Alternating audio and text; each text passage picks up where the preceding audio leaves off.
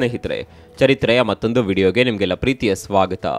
Israel ಹಾಗೂ Iran ನಡುವಿನ ಕದನ ಸದ್ಯಕ್ಕೆ ನಿಲ್ಲುವ ಲಕ್ಷಣಗಳು ಕಾಣಿಸುತ್ತಿಲ್ಲ.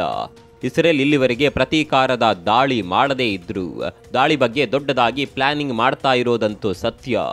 ಇಸ್ರೇಲ್ನ ಪ್ಲಾನಿಂಗ್ ಅಂತೂ ಪರ್ಫೆಕ್ಟ್ ಆಗಿರುತ್ತೆ. ಇಸ್ರೇಲ್ ಇಟ್ಟ ಗುರಿ ಮಿಸ್ ಆಗೋದಕ್ಕೆ ಚಾನ್ಸೇ ಇಲ್ಲ. ಅದರಲ್ಲೂ ಈ ಭೂಮಿಯ ಮೇಲೆ ನೀವಿರಬೇಕು ಅಥವಾ ನಾವಿರಬೇಕು ಅಂತ ಇಸ್ರೇಲ್ ಗರ್ಜಿಸಿಬಿಟ್ಟಿದೆ. ಇಂಥದ್ದೊಂದು ಮಾತು ಹೇಳಿದೆ ಅಂದರೆ ಇಸ್ರೇಲ್ ಪಕ್ಕ ದೊಡ್ಡ ಮಟ್ಟದ ದಾಳಿ ಮಾಡುವ ಪ್ಲಾನ್ ಮಾಡಿಕೊಂಡಿದೆ ಅಂತ ಅರ್ಥ. ಸ್ನೇಹಿತರೆ, ನಾವು ಹಿಂದಿನ ವಿಡಿಯೋದಲ್ಲೇ ಹೇಳಿದಂತೆ ಇಸ್ರೇಲ್ ಸಂಘರ್ಷದಲ್ಲಿ ಇರಾನ್ ಅನ್ನುವ ಒಂದು ದೇಶ ಆ್ಯಡ್ ಆಗಿದೆ ಅಷ್ಟೇ. ಇಸ್ರೇಲ್ ಮೊದಲೇ ಯುದ್ಧದಲ್ಲಿ ಮುಳುಗಿತ್ತು. ಹಮಾಸ್, ಹಿಜ್ಬುಲ್ಲಾ, ಹೌತಿ ಬಂಡುಕೋರರ ವಿರುದ್ಧ ಕಾದಾಟ ಮಾಡ್ತಾ ಇತ್ತು.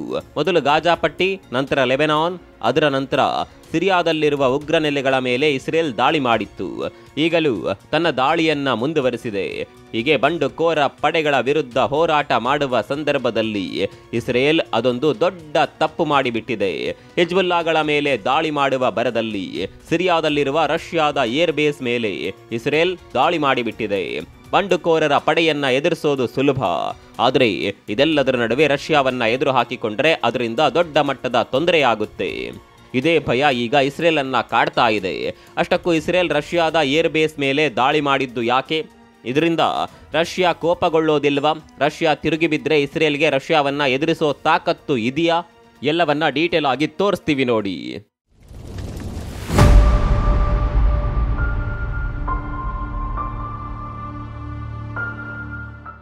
ಇಸ್ರೇಲ್ ಕೋಪ ತಣ್ಣಗಾಗುವಂತೆ ಕಾಣಿಸುತ್ತಿಲ್ಲ.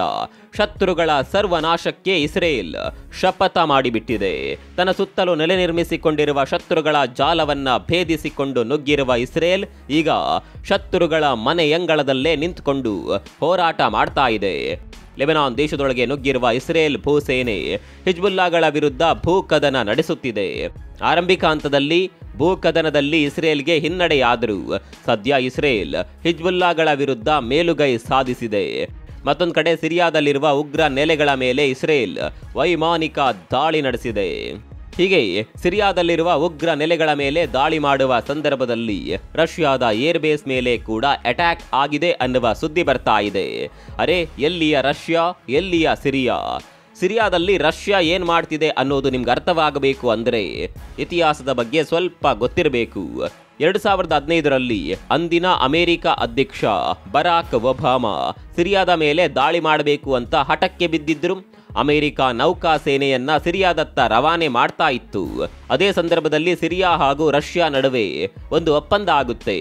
ಈ ಒಪ್ಪಂದದಲ್ಲಿ ನಮಗೆ ನೀವು ಸೇನಾ ನೆರವು ಕೊಡಿ, ಅದರ ಬದಲಾಗಿ ನೀವು ನಮ್ಮ ದೇಶದ ಯಾವ ಪ್ರದೇಶದಲ್ಲಿ ಕೂಡ ನಿಮ್ಮ ನೆಲೆಯನ್ನ ಸ್ಥಾಪಿಸಿಕೊಳ್ಳಲು ನಾವು ಅವಕಾಶ ಮಾಡಿಕೊಡುತ್ತೇವೆ ಅಂತ ಸಿರಿಯಾ ರಷ್ಯಾದೊಂದಿಗೆ ಒಪ್ಪಂದ ಮಾಡಿಕೊಳ್ಳುತ್ತೆ. ಅಂದು ನಡೆದ ಒಪ್ಪಂದದಿಂದ ಸಿರಿಯಾದ ಹಲವು ಕಡೆ ರಷ್ಯಾ ತನ್ನ ಏರ್ ಬೇಸ್ ಅನ್ನ ಸ್ಥಾಪಿಸಿಕೊಳ್ಳುತ್ತೆ.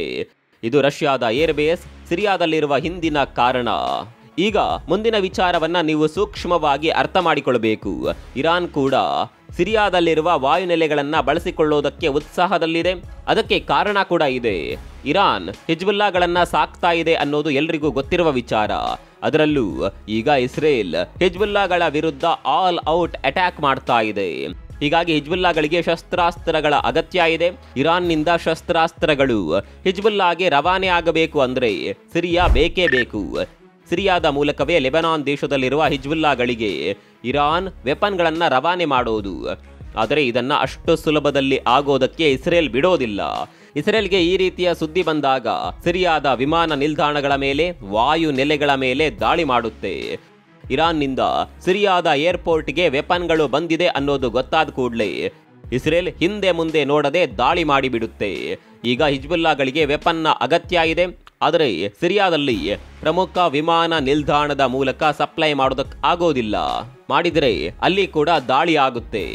ಇಂತಹ ಸಂದರ್ಭದಲ್ಲಿ ರಷ್ಯಾ ಇರಾನ್ನ ಸಹಾಯಕ್ಕೆ ಬರುತ್ತೆ. ಈ ವಿಚಾರದಲ್ಲಿ ನಾವು ನಿಮಗೆ ಒಂದು ಸಹಾಯ ಮಾಡ್ತೀವಿ, ನೀವು ಸಿರಿಯಾದಲ್ಲಿರುವ ನಮ್ಮ ವಾಯು ನೆಲೆಯನ್ನ ಬಳಸಿಕೊಳ್ಳಬಹುದು ಅಂತ ರಷ್ಯಾ ಇರಾನ್ಗೆ ಒಂದು ಆಫರ್ ಕೊಡುತ್ತೆ. ಸಿರಿಯಾದ ಮೇಲಿನ ವಿಮಾನ ನಿಲ್ದಾಣಗಳ ಮೇಲೆ ದಾಳಿ ಮಾಡೋದು ಸುಲಭ, ಆದರೆ ಸಿರಿಯಾದಲ್ಲಿರುವ ರಷ್ಯಾದ ವಾಯು ನೆಲೆ ಮೇಲೆ ಅಷ್ಟು ಸುಲಭದಲ್ಲಿ ಅಟ್ಯಾಕ್ ಮಾಡೋದಕ್ಕೆ ಆಗೋದಿಲ್ಲ. ಒಂದು ವೇಳೆ ಇಸ್ರೇಲ್ ದಾಳಿ ಮಾಡಿದ್ರು ಅದು ರಷ್ಯಾದ ಮೇಲೆ ದಾಳಿ ಮಾಡಿದಂತೆ ಆಗುತ್ತೆ. ರಷ್ಯಾ ಇಸ್ರೇಲ್ನ ವಿರೋಧಿ ದೇಶ. ಅಮೆರಿಕ ಇಸ್ರೇಲ್ನ ಜೊತೆ ಇದೆ ಅನ್ನುವ ಕಾರಣಕ್ಕಾಗಿ ರಷ್ಯಾ ಇಸ್ರೇಲ್ನ ಶತ್ರುಗಳಿಗೆ ಹಿಂದಿನಿಂದಲೂ ಕೂಡ ಸಹಾಯ ಮಾಡುತ್ತಾ ಬಂದಿದೆ. ಹಮಾಸ್ಗೂ ಕೂಡ ರಷ್ಯಾ ತನ್ನ ವೆಪನ್ಗಳನ್ನು ಸಪ್ಲೈ ಮಾಡಿತ್ತು ಅನ್ನುವ ಆರೋಪವನ್ನ ಇಸ್ರೇಲ್ ಈ ಹಿಂದೆ ಮಾಡಿತ್ತು. ಇದೇ ರೀತಿ ಸಿರಿಯಾದಲ್ಲಿರುವ ತನ್ನ ವಾಯುನೆಲೆಯನ್ನ ಹಿಜ್ಬುಲ್ಲಾಗಳಿಗೆ ವೆಪನ್ ಸಪ್ಲೈ ಮಾಡೋದಕ್ಕೆ ಬಳಸಿಕೊಳ್ಳಲು ರಷ್ಯಾ ಅವಕಾಶ ಮಾಡಿಕೊಟ್ಟಿತ್ತು. ಇರಾನ್ ಮೊದಲು ಸಿರಿಯಾದಲ್ಲಿರುವ ರಷ್ಯಾದ ವಾಯುನೆಲೆಗೆ ವೆಪನ್ ಸಪ್ಲೈ ಮಾಡುತ್ತೆ. ಅಲ್ಲಿ ಶಸ್ತ್ರಾಸ್ತ್ರಗಳು ಸ್ಟೋರ್ ಆಗ್ತಾವೆ. ಅಲ್ಲಿಂದ ಹಿಜ್ಬುಲ್ಲಾಗಳು ಆ ವೆಪನ್ಗಳನ್ನ ತೆಗೆದುಕೊಂಡು ಹೋಗ್ತಾರೆ. ಇದು ಇರಾನ್ ಮಾಡಿಕೊಂಡಿರುವ ಪ್ಲಾನ್.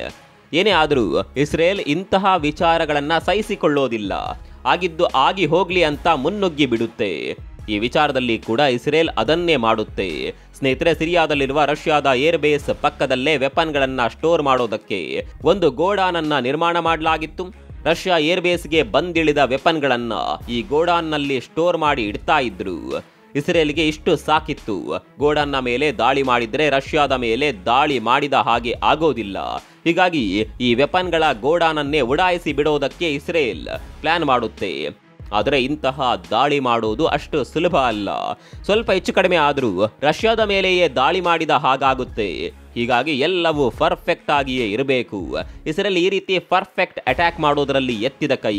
ಡ್ರೋನ್ ಮೂಲಕ ಈ ಗೋಡಾನ್ ಮೇಲೆ ಇಸ್ರೇಲ್ ದಾಳಿ ಮಾಡುತ್ತೆ. ವೆಪನ್ನ ಗೋಡಾನ್ ಮೇಲೆ ದಾಳಿ ಮಾಡೋದು ತುಂಬಾನೇ ಸುಲಭ. ಒಂದು ಸಣ್ಣ ಬೆಂಕಿ ಕಿಡಿ ಹೊತ್ತಿಸಿದ್ರು ಸಾಕು, ಪಟಾಕಿ ಗೋಡಾನ್ಗೆ ಬೆಂಕಿ ಬಿದ್ದಂತೆ ಮಿಸೈಲ್ಗಳು ಸಿಡಿಯೋದಕ್ಕೆ ಶುರುವಾಗುತ್ತೆ. ಹೀಗೆ ಇಸ್ರೇಲ್ ಮಾಡಿದ ಈ ಡ್ರೋನ್ ದಾಳಿಯಲ್ಲಿ ಇಡೀ ವೆಪನ್ಗಳ ಉಗ್ರಾಣ ನೋಡುತ್ತಿದ್ದಂತೆ ಸುಟ್ಟು ಭಸ್ಮವಾಗಿದೆ. ಇದು ಇಸ್ರೇಲ್ ಹಿಜ್ಬುಲ್ಲಾಗಳಿಗೆ ಕೊಟ್ಟ ದೊಡ್ಡ ಹೊಡೆತ.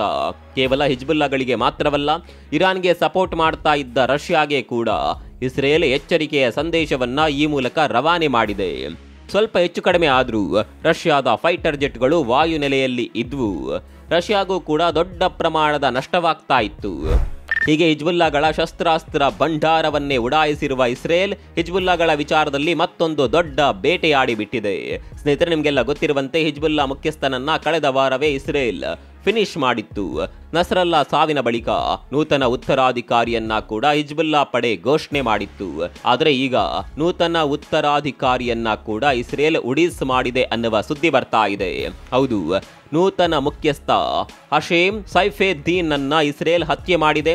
ಇರಾನ್ನ ಬೈರೂತ್ನಲ್ಲಿ ಇಸ್ರೇಲ್ ನಡೆಸಿದ ವೈಮಾನಿಕ ದಾಳಿಯಲ್ಲಿ ಹಸೇಮ್ ಸಾವನ್ನಪ್ಪಿದ್ದಾನೆ ಅನ್ನುವ ಮಾಹಿತಿ ಸಿಗ್ತಾ ಇದೆ. 35 ವರ್ಷಗಳಿಗೂ ಹೆಚ್ಚು ಕಾಲ ಹಿಜ್ಬುಲ್ಲಾದ ಮುಖ್ಯಸ್ಥನಾಗಿದ್ದ ಹಸನ್ ನಸ್ರಲ್ಲಾ ಅವರ ಸಾವಿನ ನಂತರ ಹಸೇಮ್ ಸೈಫೆದ್ದೀನ್ ಹಿಜ್ಬುಲ್ಲಾದ ಉತ್ತರಾಧಿಕಾರಿಯಾಗಿದ್ದ. ಮುಂದೆ ಹಿಜ್ಬುಲ್ಲಾಗಳ ಗತಿ ಏನು ಅನ್ನುವ ಪ್ರಶ್ನೆ ಈಗ ಕಾಡ್ತಾ ಇದೆ. ಇನ್ನು 3 ತಿಂಗಳ ಹಿಂದೆ ನಡೆಸಿದ ವೈಮಾನಿಕ ದಾಳಿಯಲ್ಲಿ ಗಾಜಾದಲ್ಲಿ ಹಮಾಸ್ ಸರ್ಕಾರದ ಮುಖ್ಯಸ್ಥರಾಗಿದ್ದ ರಾವಿ ಮುಸ್ತಾಹಾ ಅವರನ್ನ ಹತ್ಯೆ ಮಾಡಿದ್ದೇವೆ ಅಂತ ಇಸ್ರೇಲ್ ಅಧಿಕೃತವಾಗಿ ಹೇಳಿಕೆ ಬಿಡುಗಡೆ ಮಾಡಿದೆ. ಕೇವಲ ಸರ್ಕಾರದ ಮುಖ್ಯಸ್ಥ ಮಾತ್ರವಲ್ಲ, ಇನ್ನಿಬ್ಬರು ಪ್ರಮುಖರನ್ನ ಕೂಡ ಪರಲೋಕಕ್ಕೆ ಕಳಿಸಿದ್ದೇವೆ ಅಂತ ಇಸ್ರೇಲ್ ಹೇಳಿಕೆ ಬಿಡುಗಡೆ ಮಾಡಿದೆ. 3 ತಿಂಗಳ ಹಿಂದೆ ನಡೆದ ಈ ದಾಳಿಯನ್ನ ಇಸ್ರೇಲ್ ಈಗ ಜಗತ್ತಿನ ಮುಂದೆ ಇಡೋದಕ್ಕೆ ಕಾರಣ ಏನು ಅನ್ನೋದು ಮಾತ್ರ ಗೊತ್ತಿಲ್ಲ. ಅದೇನೇ ಇರಲಿ, ಮಧ್ಯಪ್ರಾಚ್ಯದಲ್ಲಿ ನಡೆಯುತ್ತಿರುವ ಈ ಸಂಘರ್ಷ ಮತ್ತೊಂದು ಹಂತಕ್ಕೆ ಹೋಗುವ ಸಾಧ್ಯತೆ ಇದೆ. ನಿಮ್ಮ ಪ್ರಕಾರ ಈ ಸಂಘರ್ಷದಲ್ಲಿ ತಪ್ಪು ಯಾರದ್ದು? ಕಾಮೆಂಟ್ ಮಾಡಿ. ಮತ್ತೊಂದು ವಿಡಿಯೋ ಸಿಗೋಣ. ಅಲ್ಲಿವರೆಗೂ ನಮಸ್ಕಾರ.